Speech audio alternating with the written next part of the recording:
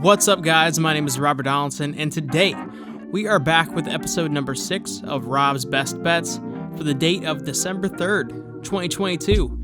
As always, you can find me on Twitter at RobDFB, and if you want more content like this in the future, please hit that like and subscribe button.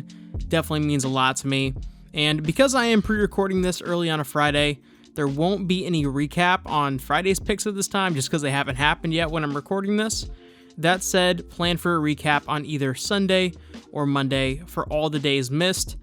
With that being said, let's jump right into Saturday's exciting college basketball and college football slate. For our first bet of the day, we're heading over to the hardwood where we have Butler laying 19.5 points against Tennessee Tech. And I know that's a ton of points to lay, but this Butler team is really making me a believer so far this season, whether it was their recent drubbing over Kansas State at home, or whether it was the addition of Thad Matta in the offseason. This team is playing at a very high level right now, and I'm just wanting to ride the lightning with this team. So those 19.5 points feel like a lot right now, but if Butler opens up a lead, of 10 or 12 or 13 in the first half, that 19.5 doesn't feel like a lot when you're thinking about that spread going in the second half. So give me Butler laying the 19.5 points for 2 units for our first pick of the day. For our second bet of the day here, we're heading over to the Gridiron where we have Tulane and UCF playing for that American Championship title. And I am all about the green wave in this one, actually, laying the 3.5 points. And listen, earlier this season, UCF took it to Tulane, winning the game 38-31 at home. But that's when Tulane had a host of injury issues that they were dealing with, and now it's kind of reversed. Now UCF is a team kind of experiencing that similar issue with John Reese Plumlee having been a little bit banged up the past couple weeks.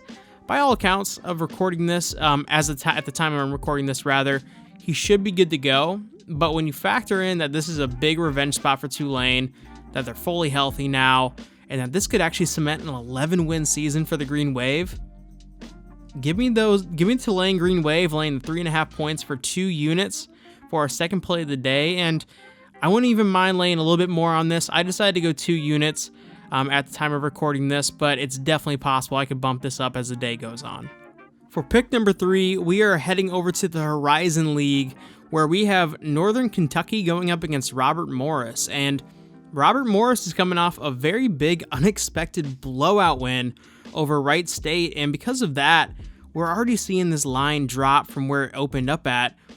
That said, I am a believer that this is a pretty big mistake with a team like Northern Kentucky, because they're just one of those teams that in this conference especially are just so defensively oriented and so annoying, kind of similar to like a West Virginia in the Big 12, that they can really just open up any type of game that they play in.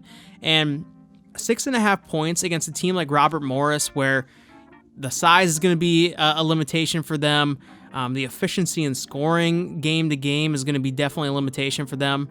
Give me Northern Kentucky laying the 6.5 points for 3 units for our third play of the day. Definitely a game that I feel like the line movement is going to bite a lot of people, and I'm fine riding with Northern Kentucky, and whatever happens, happens. For our fourth play of the day here, we are staying on the hardwood and focusing in on a Big Ten matchup between Rutgers and Indiana. And to be straight and to the point here, give me the Rutgers Scarlet Knights getting the 3.5 points. And the one thing we know about the Big Ten year after year is that in conference games, the Big Ten really just cannibalizes itself over the course of a season with upsets. And a lot of them are going to come on the road, and a lot of them occur at the rack when teams are visiting. And Indiana is no exception to the rule. For Indiana, they are 0-5 against the spread and 0-5 straight up in their last 5 matchups on the road against Rutgers. And when you factor in that Rutgers should be getting a healthy Paul McCahey back for this game, that town is going to be up for it and the rack is going to be popping. So I'm all about the Scarlet Knights here. Give me the Rutgers Scarlet Knights getting the 3.5 points for 4 units for our fourth play of the day. And I wouldn't even mind sprinkling a little bit on the money line here if that is going to be kind of where your head's at as well. For our fifth play of the day here, we are once again staying in college basketball, where we have 2 Chicago area-based teams going up against each other, and those two teams are going to be DePaul and Loyola Chicago. And listen, this is not the Loyola Chicago team we're used to seeing, as they've struggled pretty mightily out of the gate here, and they just switched over conferences from the Missouri Valley, and that's in addition to also losing Porter Moser to Oklahoma, obviously, in the offseason.